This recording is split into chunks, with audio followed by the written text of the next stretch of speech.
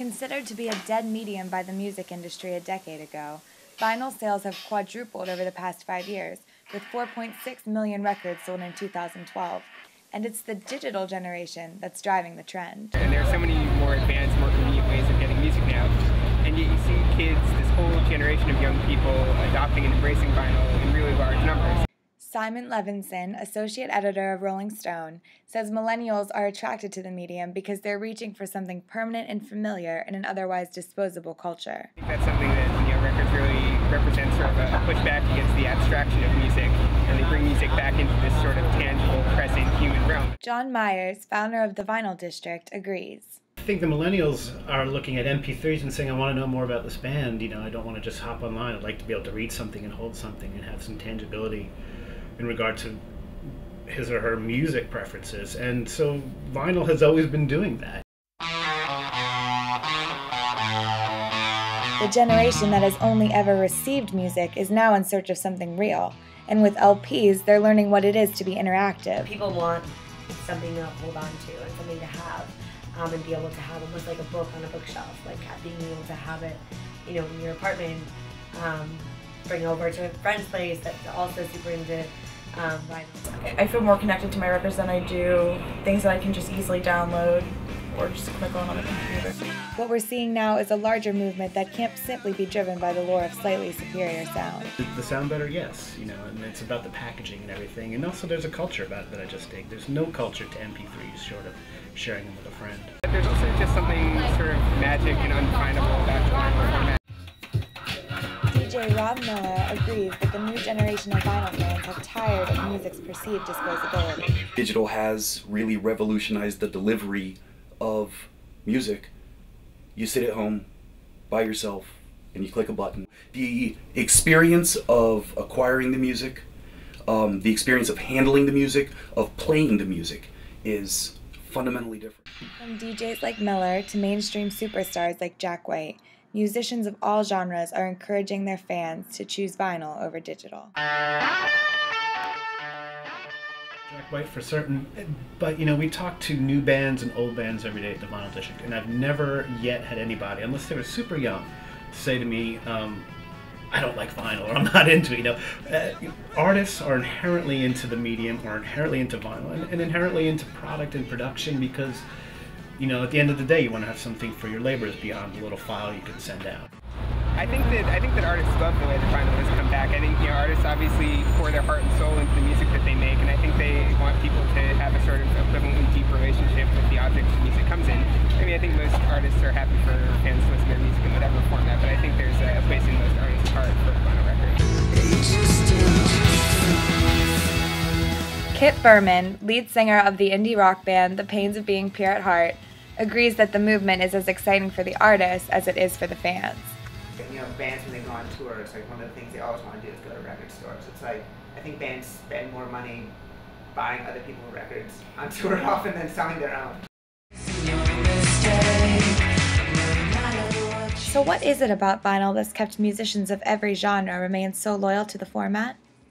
There's something wonderfully tactile about vinyl. There's something legitimate in some respects about vinyl. When we made our first record and we saw our band had a name on a record, and it had like Smuggleman Records on the back, and it was like just holding it. It felt like we were a real band. Pull out a record and to check it, you turn it over in your hands and you're careful with it. It's the appreciation for what you're holding. This, for me right here, this accounts for why I prefer vinyl. What's remarkable about vinyl's rebirth is how unlikely it was. This wasn't just a medium in hibernation, it was nearly extinct. In the 1980s, the record industry, the large record industry, compelled everyone to repurchase their entire collections on CD. Like, suddenly their vinyl copies of these records were no good, and the new pinnacle of sound quality was CD. So what changed? Major labels really got on board when they saw it as a chance to grow revenue from a new medium, when the existing forms that were releasing music weren't doing so hot because of piracy. But for some smaller communities within the music industry, vinyl hasn't made a comeback because it never really left. there was always a punk underground community that kept vinyl going strong, and even through the 90s when like major labels didn't touch it, like I'd go to hardcore shows and there's all 7 inches, and it was like cool to like experience that way. Henry Quester, a hip-hop artist and vinyl record enthusiast, echoes Berman's sentiments. It's always just like record sales are going up this year, you know what I'm saying? But the reality is that record sales always been here. There's some people that are completely oblivious to it, but you know what I'm saying? You got to realize that we've been here doing it. Vinyl surge in sales have moved far beyond the realm of cool and into an important moneymaker for key demographics amid an otherwise struggling music industry. We're seeing the only story right now in the music industry, beyond arguments about Spotify or this and that, are the resurgence of physical product and vinyl. That's the thing. The culture has changed so much, in which vinyl was once like, whoa, this is on vinyl as well. At this point, like 2013, you expect every new release to be available on vinyl. With labels and bands expanding their offerings, vinyl sales have never been higher. In 2012, a whopping 70% of all vinyl purchases came through independent record stores like Turntable Lab in New York City. You just see a lot of like younger people coming in and they're like excited to have people over and like pull out a piece of music with artwork and put it on, and there's an impatient element to the new generation, but there's also like this excitement about major releases on vinyl, so you take the good with the bad, and you know, it's fun. With so many fans clamoring for vinyl, mainstream retailers have started to get in on the act. Well, you know, I think one sign of just how big vinyl has gotten is that it's no longer something that's confined to niche stores. It's no longer confined to just record stores. And I think it's all for the better. I mean, just keep selling that stuff. And, you know, you can make an argument about the big box stores, maybe, you know, pushing out the small guys. I think that the small guys then have an opportunity to specialize and be a jazz store and have the deep cuts and all the deep records that, you know, Best Buy just won't even conceive of.